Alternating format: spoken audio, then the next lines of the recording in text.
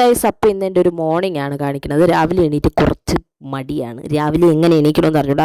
പക്ഷേ ഞാനൊരു 10 മണിക്കൊക്കെ എണീക്കുന്ന ഒരാളാണ്. ഇപ്പം ഞാൻ രാവിലെ ഒരു 8 മണി ആ ഒരു സമയത്ത് എണീറ്റ് എന്നെ തന്നെ കുത്തിപ്പൊക്കി എണീക്കാൻ ശ്രമിക്കാറുണ്ട്.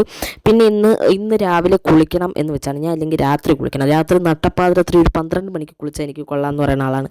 അങ്ങനെ ഞാൻ കുറച്ച് മറ്റേ ഗുഡ് വൈബ്സിൻ്റെ ചെമ്പരത്തിപ്പൊടിയും ചെമ്പരത്തി താളിപ്പൊടിയും പിന്നെ കുറച്ച് മുട്ടയൊക്കെ കൂടി തലയിൽ തേച്ച്, എന്നിട്ട് കുറച്ച് ഒതുക്കാനും എടുക്കാനും ഒക്കെ ഇട്ട് തുണി മടക്കാറുണ്ട് കേട്ടോ. അത്യാവശ്യം കുറേ തുണികളുണ്ട്. അപ്പോൾ പിന്നെ ഇതൊക്കെ കൂടി അങ്ങ് തലയിൽ തേച്ച് കഴിഞ്ഞാൽ ആ സമയത്ത് അത് തലയിൽ പിടിക്കുകയും ചെയ്യും, തുണി മടങ്ങിയതുമായി. പിന്നെ അലമാര കണ്ട ആരും തെറ്റിദ്ധരിക്കേണ്ട.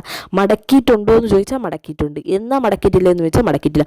അൾട്ര വൃത്തിയുള്ളവർ എൻ്റെ അലമാര നോക്കുകയും ചെയ്യരുത്, കാരണം അത്ര വൃത്തിയൊന്നുമില്ല. പക്ഷേ ഒരു മീഡിയം ലെവൽ വൃത്തി മാത്രം പ്രതീക്ഷിച്ച് നോക്കണമെങ്കിൽ അത്യാവശ്യം മടക്കിയിട്ടുണ്ട്.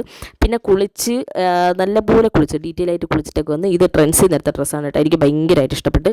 അപ്പോഴത്തേക്ക് സമയം നോക്കിയപ്പോഴത്തേക്ക് ഡ്യൂട്ടിക്ക് കയറേണ്ട സമയമായി. പിന്നെ പെട്ടെന്ന് റെഡി ആവലാണ്, പെട്ടെന്ന് അങ്ങോട്ടും ഇല്ല ഇങ്ങോട്ടും ഇല്ല. പിന്നെ മുടി ഒരു 10:30 പോകണോണ്ട് വെയിലുണ്ട്, പനി വരും എന്നുള്ളതുകൊണ്ട് മുടി നല്ലപോലെ ഉണക്കി.